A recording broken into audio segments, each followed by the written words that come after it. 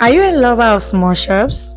Would you like to do it yourself from the comfort of your home so you can enjoy it with your families and friends? Well, look no further. Hi, lovelies.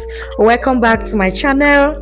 So today I will walk you through the process on making a delicious small shots fillings from the comfort of your home. Now let's dive in. So first, after you've carefully selected all your ingredients, you wash them thoroughly and dice them. These are all the ingredients you'll be needing for the small shells fillings. So for the meat, I bought the meat myself and seasoned the meat to my taste, then blended it. Okay, so you can just do whatever works best for you. You can either buy your diced meat or you prepare the meat yourself, whichever one is okay. So now we proceeded to frying of our samosa filling. All right, into the pot I poured in granite oil followed by onions, okay, and a little bit of garlic.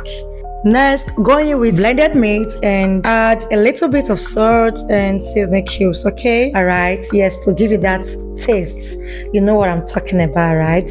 Then you're going with all your veggies, the bell peppers. Of course, the carrot will be the last. Give that a good mix and allow it to cook on a medium heat. Okay, lovelies, I believe you've learned one or two. Don't forget to give this video a thumbs up and subscribe to receive more homemade recipe from Sarah's Kitchen. And our samosa filling is ready. So next is our spring roll filling, okay? Into the same pot, going with your granite oil, little amount of it, okay? Then add your onions and all the peppers, all right? Your bell peppers, spring onions, and add some little bit of salt and seasoning cubes, all right? Give that a good mix. Add your grated carrot. For this, I use grated carrot, okay? Then you're going with your cabbage and give that a good mix.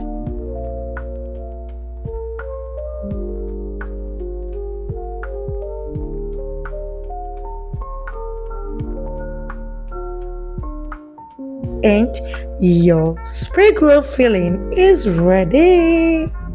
Thanks for watching and God bless you.